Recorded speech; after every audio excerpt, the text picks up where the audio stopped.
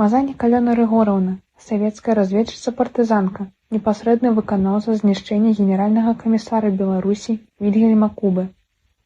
Герой Савецкага Саюза, нарадзілася 22 сакавіка 1914 года на хутары побач з вёскай Падцягцярня, цяпер Пухавіцкі раён Мінскай вобласці, у сялянскай сям'і. Кончыла 6 класаў. У 1931 годзе Алёна паступіла на працу афіцыянткай у сталовую Саўнаркама БССР. У хуткім часе выйшла замуж за Баляслава Антоновича Тарлецкага, шафёра і работніка Народнага камісарыята ўнутраных спраў. У 1935 годзе у яе нарадзіўся сын Яўген, які памёр праз 1,5 года.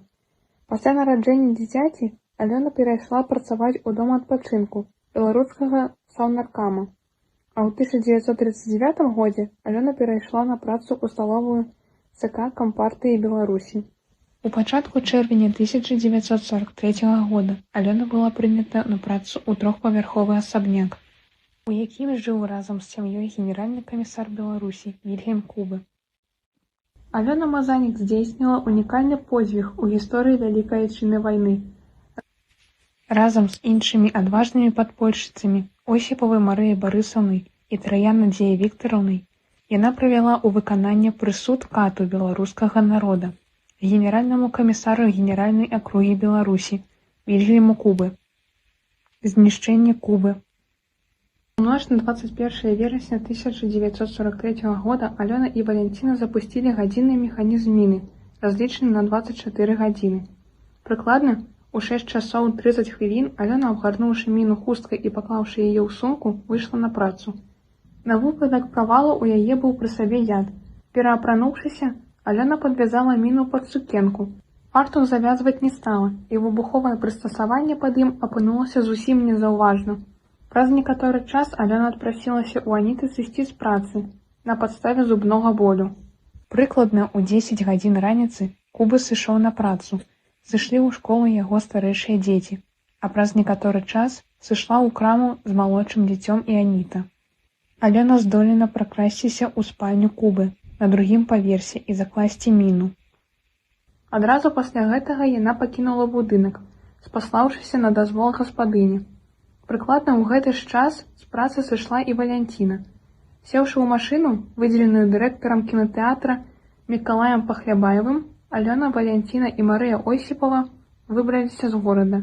Шафёр Мікалай Фурс высадзіў іх у лесе, адкуль жанчыны бесперашкодна дабраліся да партызанскай базы.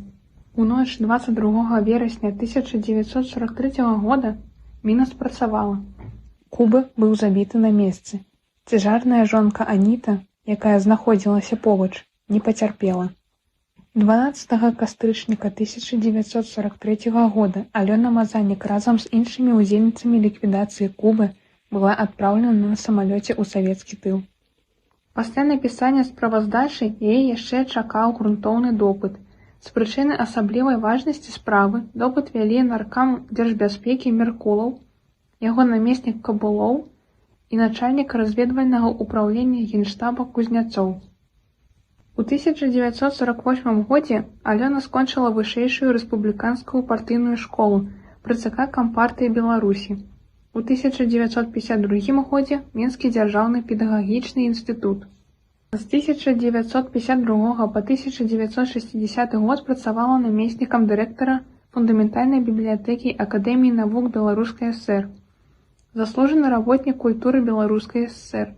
Указам Прэзідыума Верхоўнага Савета ССР ад 29 кастрычніка 1943 года Мазанік Алёне Рыгораўне прысвоена званне Героя Савецкага Саюза з уручэннем ордэна Леніна і медаля «Залатая зорка». Узнагароджана ордэнам Леніна, ордэнам Айчыннай вайны першай ступені, медалямі.